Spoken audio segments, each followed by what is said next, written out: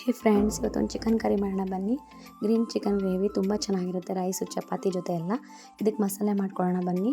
ಇದಕ್ಕೆ ಒಂದು ದಪ್ಪ ಈರುಳ್ಳಿ, ಸ್ವಲ್ಪ ಖಾರಕ್ಕೆ ತಕ್ಕಂಗೆ ಹಸಿ ಮೆಣಸಿನ್ಕಾಯಿ, ಶುಂಠಿ, ಬೆಳ್ಳುಳ್ಳಿ, ಸ್ವಲ್ಪ ಗೋಡಂಬಿ, ಮೆಣಸು, ಸ್ವಲ್ಪ ಪುದೀನ, ಸ್ವಲ್ಪ ಕೊತ್ತಂಬರಿ ಹಾಕ್ಕೊಂಡು ನೈಸಾಗಿ ರುಬ್ಕೋಬೇಕು. 1/2 ಕಿಲೋ ಚಿಕನ್ಗೆ ಅರಿಶಿನ ಪೌಡ್ರು, ಉಪ್ಪು ಮತ್ತು ಸ್ವಲ್ಪ ರುಬ್ಬಿರೋ ಮಸಾಲನ ಸೇರಿಸ್ಕೊಂಡು ಹಾಗೆ ಸ್ವಲ್ಪ ಮೊಸರನ್ನ ಸೇರಿಸಿ ಮ್ಯಾರಿನೇಟ್ ಮಾಡಿ ಇಡಬೇಕು. 1 ಅವರ್ ಅಥವಾ ಹಾಫ್ 1 ಅವರ್ ಇಟ್ಬಿಟ್ರೆ ಸಾಕು. ಸ್ವಲ್ಪ ಚಿಕನ್ಗೆ ಮಸಾಲ ಇಟ್ಕೊಡುತ್ತೆ. ಸ್ವಲ್ಪ ಹಾಫ್ 1 ಅವರ್ ಇಟ್ಬಿಡಬೇಕು.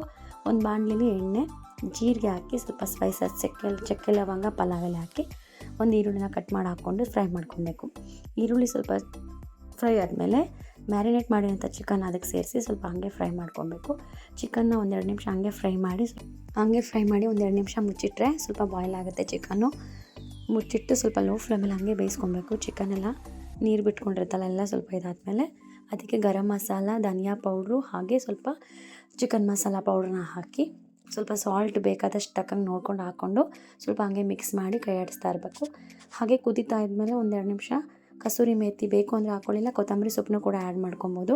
ಇಲ್ಲಿ ಕಸೂರಿ ಮೇಥಿ ಹಾಕ್ತಾಯಿದ್ದೀನಿ. ಹಾಗೆ 1-2 ನಿಮಿಷ ಹಂಗೆ ಬಾಯ್ಲ್ ಮಾಡಿದ್ರೆ ಈಸಿಯಾಗಿ ತುಂಬ ಟೇಸ್ಟಿ ಆಗಿರುವಂತಹ ಗ್ರೀನ್ ಚಿಕನ್ ಗ್ರೇವಿ ರೆಡಿ ಆಗುತ್ತೆ.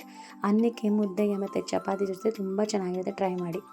ಇದೇ ಥರ ಈಸಿ ಆ್ಯಂಡ್ ಟೇಸ್ಟಿ ರೆಸಿಪಿಗಾಗಿ ನನ್ನ ಚಾನಲ್ನ ಸಬ್ಸ್ಕ್ರೈಬ್ ಮಾಡಿ. ಪ್ಲೀಸ್ ಸಪೋರ್ಟ್ ಮಾಡಿ. Thank you.